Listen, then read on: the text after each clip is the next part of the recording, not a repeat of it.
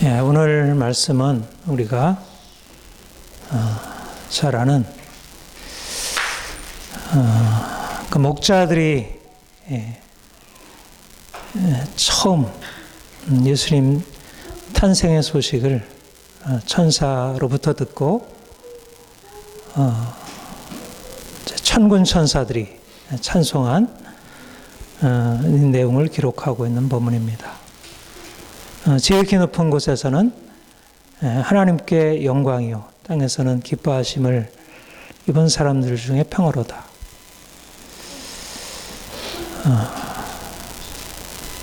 이제 엄청난 사건이 일어났고 또 그 소식이 너무 초라하고 보잘것없는 양치는 목자들에게 주어졌습니다. 지극히 높은 곳에서는 하나님께 영광이요 땅에서는 기뻐하심을 입은 사람들 중에 평화로다. 2000년 전에 목자들에게 전해진 이 놀라운 소식, 하늘에는 영광, 땅에는 평화라는 이 놀라운 소식이 지금도 2000년 후에 사는 우리에게도 이것이 전해지고 정말 그런 일이 일어났구나. 진짜 놀라운 영광이 나타났고 또 우리에게 이 엄청난 평화가 주어지게 되는구나. 그런 깨달음이 있기를 원합니다. 우리가 주님의 오심을 생각할 때 그것이 그냥 하나의 과거에 있었던 역사적 사건이 아니라 지금 우리에게 실질적으로 그게 정말로 복음으로 우리에게 들려지고 그 나심이 정말로 우리 인생 안에 그런 의미로 받아들여지게 된다면 그게 진정한 의미, 신앙의 의미라 이렇게 생각을 해요. 땅에서 평화, 땅에서는 평화다. 하늘의 영광이요, 땅에서 평화라고 할 때 땅에서는 평화라는 의미가 무엇일까요?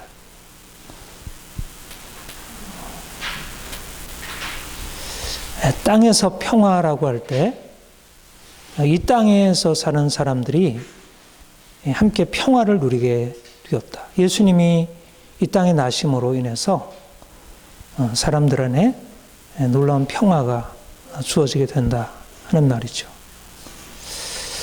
근데 여러분들, 우리 자신 또 우리를 둘러싼 많은 사람들의 삶을 보면 어떤가요? 정말 사람들이 그렇게 평화를 누리고 사나? 어떻습니까? 우리가 평화라는 의미에 대해서 각기 다르게 생각할 수 있겠지만, 그러나 정말 우리가 아는 만큼, 우리 각 사람이 아는 만큼 그런 평화를 누릴까? 내 자신 안에 그런 평화가 있나? 우리 가족들 안에 그런 평화가 있나? 우리 자녀들 안에, 오늘날 이 사회 안에 그런 평화가 있나? 그러니까 평화라고 하는 것은 어떤 마음의 평화, 몸의 건강, 또 인간 관계에 있어서 서로 잘 통하고 서로 사랑하고 그래서 행복한 그런 인생. 그러니까 사람들이 다 원하는 인생이죠. 우리가 돈이 많고 건강, 우리가 삶에서 그렇게 탁월한 걸 이루어가지고 사람들이 우리를 칭찬해주고 다 좋을 수 있지만, 그러나 기본적으로 우리가 원하는 그런 기본적인 평화, 몸의 건강, 마음의 평안함, 또 아침에 일어나면 오늘 행복하다, 오늘 하루 기대된다, 하루 잠잘 때 오늘 하루 참 잘 지냈다, 감사하다. 그런데 점점 어떻게 보면 물질적으로 우리가 풍요해지고 너무나 할 수 있는 것이 많게 되었지만 가장 근본적인 마음의 평화가 너무 많이 사라지고, 요즘 사람들이 그렇게 얘기를 하잖아요. 그 행복 지수, 우리 청소년들, 우리 한국의 청소년들이 자살률이 가장 높고, 다 불행하다는 청소년들이 더 많다고.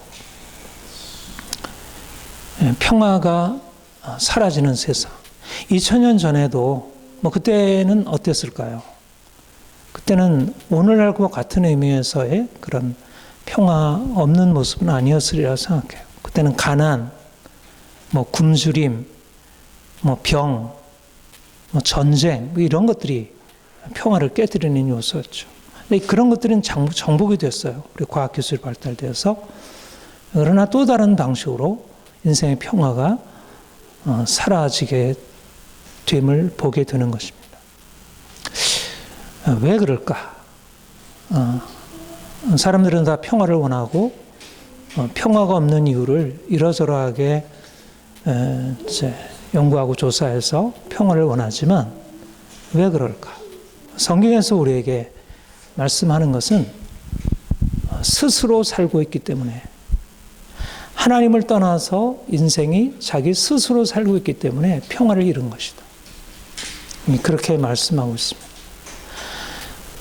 성경의 진리가 우리에게 말씀하는 것은 하나님 안에 평화가 있다는 것입니다. 그리고 그분의 사랑 안에 있어야 평화가 있다는 것입니다. 하나님을 떠나서는, 하나님의 사랑 없이는 평화를 누릴 수 없다. 이것이 성경이 우리에게 말씀하는 바입니다.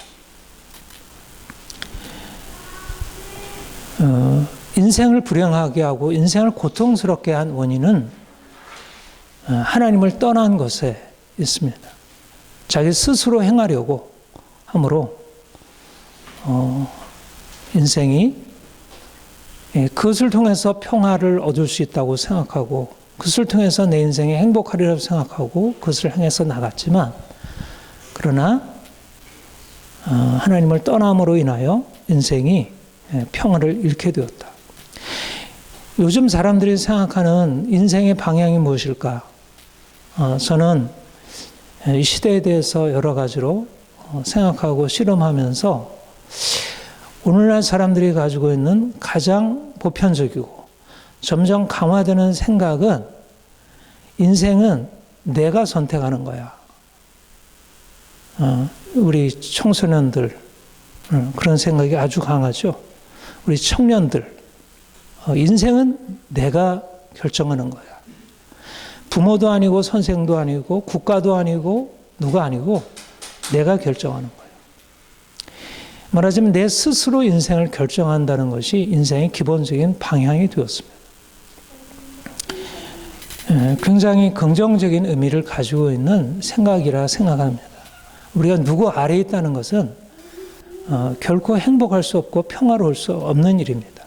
이스라엘 백성들이 애국 이집트에서 노예 생활하면서 그들의 인생이 평화로울 수 없었겠죠. 하나님이 그들에게 평화를 주시려고 구원자 모세를 보냈고 그들을 건져내셔서 그들을 위해서 참 평화를 주셨어요. 우리가 누군가의 지배 아래에 있다는 것, 남에 의해서 인생이 조종되고 통제된다는 것은, 자유가 없다는 것은 곧 평화가 없다는 것을 의미합니다. 어린 아이부터 시작해서 가난하든 돈이 많든 적든 공부를 많이 했든 안 했든 간에 기본적으로 자유라고 하는 것은 평화의 기본적인 조건입니다. 따라서 오늘 사람들이 자유를 구하고 자유를 중요한 가치로 여기는 것은 인생의 평화에 있어서 중요한 일이라 생각합니다. 그런데 그런 생각을 가지고 사람들은 모든 것에 있어서 그 자유라고 하는 원리가 절대화되면서 내 인생은 내가 결정하는 거예요. 어려서부터 부모의 말씀 듣는 거, 전에는 그것이 너무나 당연했지만 이제 중학교 되고 고등학교 되면 부모의 말씀 따르는 것은 일체 그것을 받아들이기 어려운 것이 됩니다. 학교에서 선생님, 전혀 존경하거나 따라야 할 대상이 아닙니다. 교회에서 목사님 역시 목사님이 왜 내 인생에 대해서 간섭하려고 해? 이제 더 나아가서 하나님조차도 내 인생을 이래라 저래라 해서는 안 되는 존재로 인생은 철저하게 내가 스스로 결정하고 나아가야 할 것으로 이게 서구가 지금 나아가는 길이고 우리나라도 그 방향으로 들어가고 있습니다.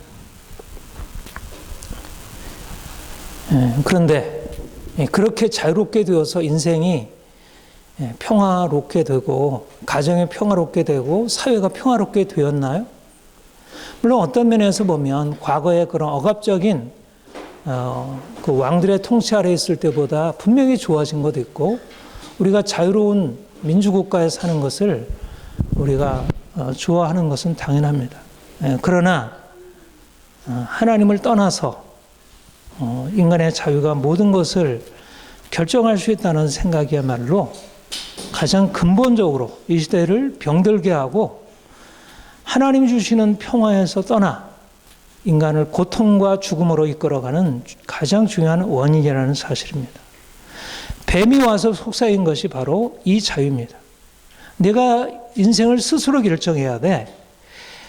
하나님이 너에게 동산 중앙에 있는 선악을 알게 하는 나무의 실과를 먹지 말라고 했지만 그러나 내가 그것을 먹으면 하나님같이 될 거야. 그것을 먹고 너도 네 인생을 자유롭게 살아봐. 그렇게 해서 그는 뱀의 유혹을 받아서 스스로 선택을 했고 그 선택의 결과 자유로운 것 같으라고 생각했지만 그 결과는 에덴에서 쫓겨나서 죽음으로 끝나는 그런 인생을 맞이하게 됐습니다. 오늘날도 옛뱀이 하와와 아담을 유혹해서 그들의 인생을 망가뜨렸듯이 오늘날도 사람들 안에 내 인생은 내가 결정하는 거야. 부모의 말 듣지 말고 선생의 말 듣지 말고 하나님의 말 성경 말씀 듣지 말고 내 인생을 내가 스스로 결정해 라고 사람들을 속삭이고 그래서 사람들은 그 말에 따름으로 인해서 인생이 자유로운 것 같은데 결국은 속박으로 죽음으로 나아가는 과정을 밟게 되었습니다. 이것이 바로 오늘날 이 세상이 평화를 잃고 있는 과학이 발달해서 우리의 삶의 모든 문제를 해결하는 것 같지만 실제적으로 모든 문제를 해결해 주는 게 아니라 모든 것을 망가뜨리는 가장 기본적인 하나님이 정해주신 삶의 원리를 다 깨뜨리고 인생을 그 모든 원리에서 벗어나서 스스로 결정함으로 결국은 하나님이 정한 법칙 따라서 그들의 인생이 고통과 죽음으로 나가게 되는 길을 밟고 있습니다. 성경에서는 분명히 말하기를 악인에게는 평화가 없다. 그렇게 말씀하고 있습니다. 악한 일을 행하는 사람들에게는 결코 평화가 없다는 것입니다. 오늘날은 돈이 평화를 가져다 주고 내 인생을 스스로 결정하는 인생의 자유로운 가치가 평화를 가져준다고 생각하지만 그러나 악인에게는 평화가 없다. 자유의 이름으로 욕망을 따라 살게 되면 몸도 망치고 마음도 망치고 인생이 망쳐지고 가정이 망가지고 사회가 망가지고 이 국가, 이 세계 전체가 무너져 갈 수밖에 없습니다. 오늘날 그 길을 가고 있다는 것입니다. 에베소서 2장에 그때는 너희가 그 가운데서 행하여 이 세상 풍조를 따르고 공중의 권세 잡은 자를 따랐으니 곧 지금 불순종의 아들들 가운데서 역사하는 영이라. 전에 우리도 그 가운데서 우리의 육체의 욕심을 따라 지내며 육체와 마음에 원하는 것을 하여 다른 이들과 같이 본질상 진노의 자녀였더니 오늘날 자유의 이름으로 사람들이 자유롭게 선택하는 것을 바로 육체와 마음에 원하는 것대로 하는 것. 그 자유로운 삶의 선택이 무엇을 가져온다? 그것은 진노를 가져온다는 것입니다. 오늘날 불순종의 아들들 가운데 역사하는 그 옛뱀의 영향들, 그 사단의 영향력들이 사람들을 고통과 죽음으로 하나님의 진노 아래 놓이는 삶으로 인도한다는 것입니다. 자유롭기 위해서 선택한 일들이 자유가 아니라 아담과 하와에게 죽음과 저주를 가져왔듯이 오늘날도 사람들이 내 인생의 자유를 위해서 선택한 길들이 죽음으로 불행으로 사람들을 이끌어가는가. 여러분, 바로 성경이 바로 이 사실을 말씀하고 있습니다. 바로 예수님이 오신 것은 바로 이러한 왜곡된 세상, 망가진 세상, 그리고 사단이 사람들을 속여 오히려 사람들의 평화를 빼앗는 것을 오히려 평화를 위한 길이라고 사람들이 속아 계속 그 아래 속박되어 살아가는 이 세상 가운데 진정한 평화를 주시려고 주님이 이 땅에 오신 것입니다. 이 땅의 평화로다 말씀하시는 것은 바로 하나님 안에서 그분의 통치 아래서 살아야, 그가 말씀하시는 것에 순종하고 살아야 인생이 진정한 평화를 누릴 수 있다는 것입니다. 예수님이 오신 이유가 무엇일까요? 바로 우리가 가지고 있는 자유, 내 마음과 내 뜻대로 선택하는 그 자유를 이제 하나님께 양도하고 이제는 그분의 주권 아래서, 그분의 통치 아래서 살아가는 그 길을 열어주시려고.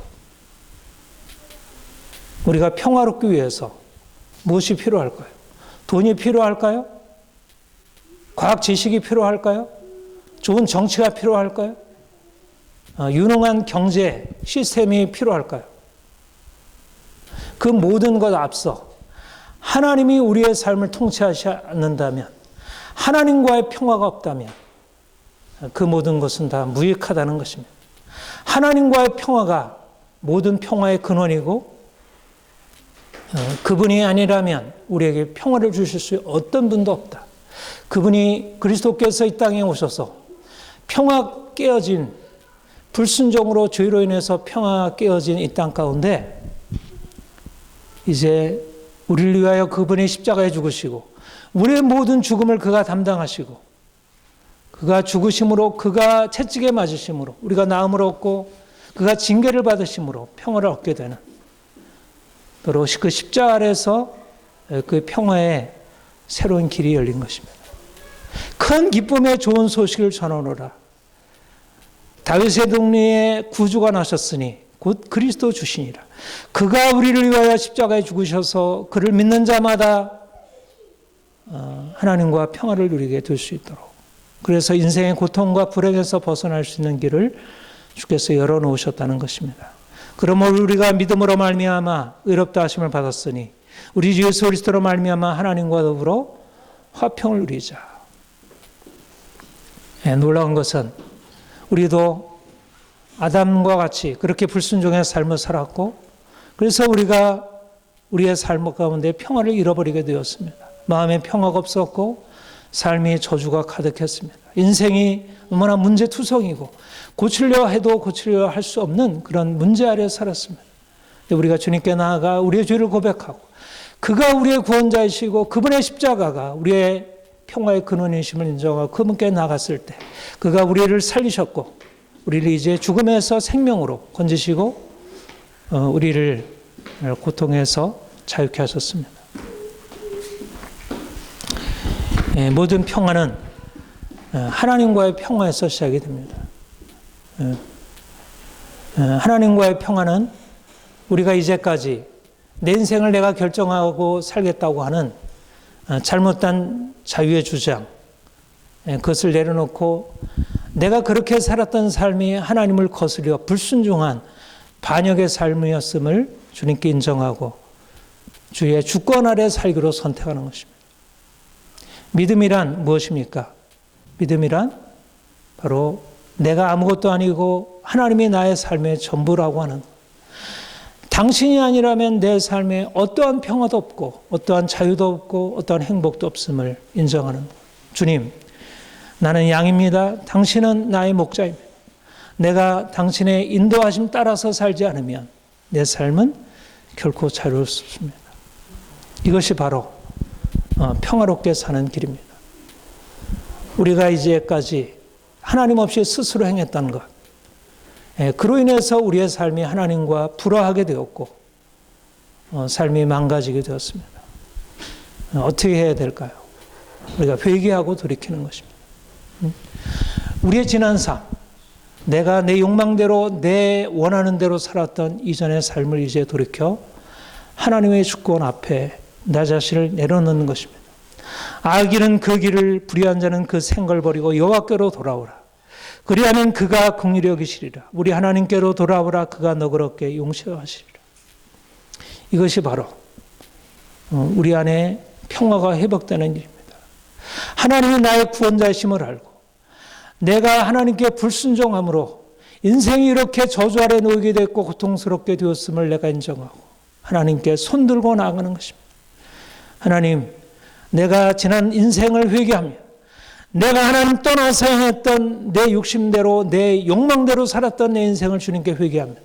이제 내가 하나님의 말씀대로 순종하며 살기 원합니다. 내 모든 죄악 용서하시고 하나님 뜻대로 사는 삶으로 나를 이끌어 주옵소서.